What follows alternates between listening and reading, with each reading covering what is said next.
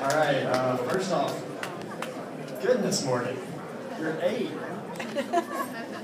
The most amazing thing I did when I was 8, CF related as a matter of fact, we were in Walmart at Christmas time, packed house at Walmart at Christmas time always, and because of my cystic fibrosis, I happened to fart and clear out an entire aisle, which at Walmart is a pretty big deal during Christmas time. You've never seen 50 people move that fast. So, Morgan, you're way ahead of the curve on that one. And I'm going to move over here, because I actually wrote a speech for once in my life. Usually I wing these things. Like, watch this projector over there. I don't need disturbance. Alright, what's everybody doing? Besides, of course, having Morgan just rock your world a second ago. Everybody doing alright? Thank you, goodness. I don't think I was even here, jeez. Alright. Like Melissa said, my name's Thomas Mims. I go to Xavier University up in Cincinnati. Like I said, for the first time ever, the speech I wrote actually was written, not winged at the last second. I actually wrote it 4 different nights this week in 4 different parts, so you may be able to kind of tell when there's like a shift in kind of what I'm talking about. So here goes. Alright, everybody's a fan of something. For me, these things are UK and Xavier Athletics, Cincinnati Reds, Boston Celtics, Will Ferrell movies, Batman and Captain America, and Taylor Swift. Yeah, I said it. But, I'm also a fan of Paige and Whitney West, Cameron Waters, Candy Mays, Stephanie Sowers, Kayla Lombardi, Chris Gooden, and Gray Chambers. The second group consists of teams with cystic fibrosis.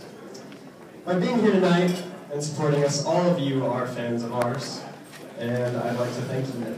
So I blocked the projector, I told you it was going to happen. You see, a cystic fibrosis patient is a lot like an athlete. You need coaches or doctors to teach and prepare you.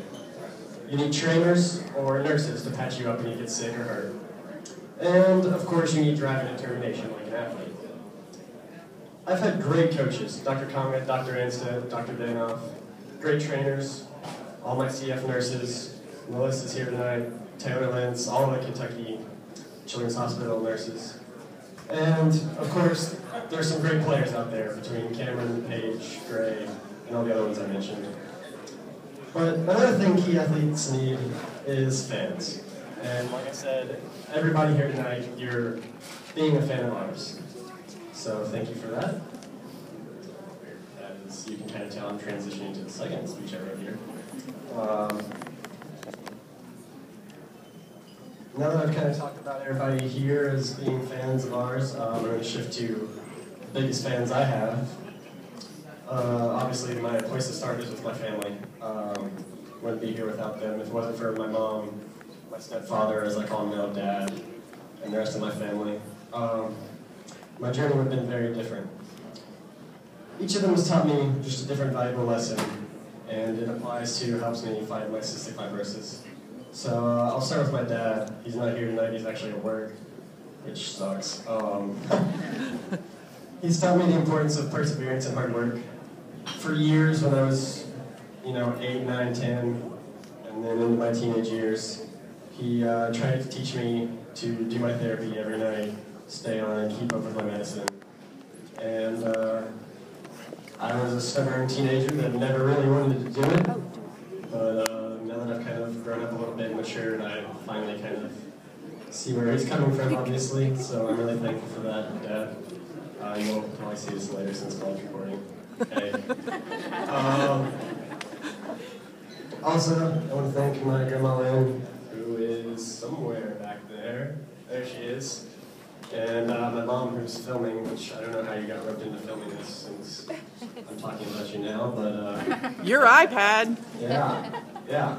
I said I don't know how you got roped into it. It was me, that's how. Their unconditional love is something I'll never be able to replace. I mean, no matter what my troubles is, whether it's school, girls, cystic fibrosis, whatever it is, they're always there. They're the most loving mothers I could ask for, and I'm just thanks. I'm just really glad to have them in my life. All right, this next part, I went back and forth on deciding to put it in or not, and I decided to keep it. Tonight's mostly about cystic fibrosis patients, but all right, am I gonna have to yell? No, okay. This next part is about cystic fibrosis patients, but this next specific part is actually about being friends with somebody who has CF. I could have wrote this and kind of used my mom as an example because it's basically what it's like to live with somebody in your life that you love that has cystic fibrosis, but that'd be cheating. I'm trying to make my mom cry without using her as an example. So, this next story is about my best friend, Amber. I was 14 the first day I met Amber. I'm going to be straight reading this, so if you find it boring, I apologize. I sat behind her in my social studies class. I can still tell you what she wore the first day I talked to her. Jeans and a brown t-shirt with a surfboard on it. I guess you can just kind of tell when someone's going to be important in your life. Sophomore year, we played soccer together, and I grew a huge crush for her. The only problem, of course, is she didn't feel the same way. No surprise. About 3 months later, we started becoming good friends. For the past 3 years now, she's been one of my best friends, and now I consider her my best friend. I'm telling you all this because I want to show you how cystic fibrosis can affect more than just a child and their family. Over the past year, I've been hospitalized 5 times, going back to last August,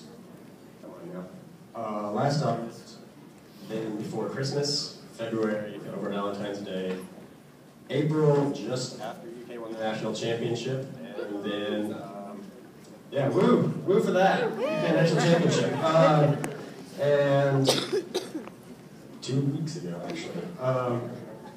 Each time Amber's visited me, each time she goes out of her way to bring others to see me, and each time hey, microphone. Each time she shows up, and she's the brightest moment of my stay. Sorry, Dr. K. I'm still not sure why she doesn't. I mean, I'm okay. I'm not dying or anything. Not only that, but nobody's been hurt more by my cystic fibrosis-related diabetes than she has. You see, when my blood sugar is high, 2 things happen. Both are the kind of things you expect from somebody who's drunk. I get moody, and anything will come out of my mouth. So things tend to go wrong. By my estimation, I've probably ranted to Amber about 100 times this year alone. She has been upset with me once or twice, though, even though 100 times, that's a pretty good ratio. Her patience is unbelievable. Of course, the moodiness, more times than not, is the reason for my ranting. Where the lack of the filter comes in as a problem is when I remind her that I still have feelings for her. That's not awkward or anything, you know, that's totally normal. But she never holds it against me, and we're right back to normal the next day because that's what best friends do. And she understands it's uncontrollable. I mean, it is controllable, but you gotta have those pieces of cake at dinner. Use that diabetic card. This girl gets it. Yeah. I think she understands that I need her too much to really hold it against me. Even with my family, there's no way I could do this without her. She may not say it, but I think she kind of knows this, and if it wasn't for her, my life with CF would be much more difficult. She isn't here right now. She's actually moving in at Campbellsville University today. What? But, yeah, Campbellsville. But I love you, Amber. This next part is the final part. As I'm starting to get a little long-winded here, I apologize. Blood sugar. All right, Just saying. It's a CF card. Okay. This brings me to my last segment. I actually titled this segment, and the title is What's Wrong? What's wrong? It's a simple enough question. My answer is, like most people's, even simpler. Nothing. I'm fine. I almost always answer it this way. Nothing is wrong. What I probably want to answer with, though, is one of these things. I had 3 best friends. Thanks, microphone. All right. I had 3 best friends at the start of my senior year. One I lost to a controlling boyfriend. The second I lost to his girlfriend over the summer. I guess when you move 4 hours away, your girl gets all your free time, not the guy that's been your brother for the past 2 years. So all I have left is Amber. But, hey, college, so my roommates are awesome, so there's 3 new friends. What else is wrong? Oh, right. The girl I thought I was going to date in college decided she would randomly stop talking to me and, with no reason whatsoever, completely ignore me. Only later to be seen on campus with a completely different guy. That explains that. And don't even get me started on college work, because you all enjoy high school and middle school while you can. Oh, did I mention my life expectancy is about half as long as yours? Or that I have to spend 2 hours a day battling my genetic disease? I didn't really exactly ask for this. And I can't even pass my name through my own children because I'm infertile thanks to cystic fibrosis. Never mind that. First I have to find a girlfriend that even thinks it's okay to have a boyfriend with cystic fibrosis and who's worth the trouble to date or even marry. This is especially a problem for me. Every time things fall apart between a girl and I, the first question that jumps to mind is this related to my cystic fibrosis? Did she just break up with me for that? I must be afraid, right? Scared of what my CF does and what will it do for me? Scared of fighting on my deathbed for a breath that may never come? No, I'm not scared. My favorite quote kind of sums it all up. A wet man does not fear the rain.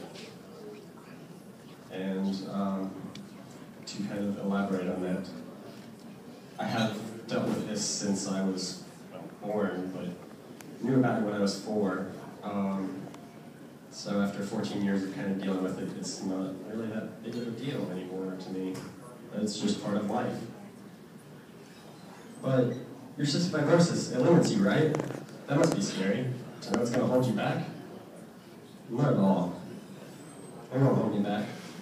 To quote my favorite singer, Taylor Swift, as I begin to wrap this up back to the beginning, I believe in whatever you do, and I will do anything to see it through, because these things will change. My cystic fibrosis will not hold me back. I will become the best possible me. I will become well known and raise money and awareness for cystic fibrosis.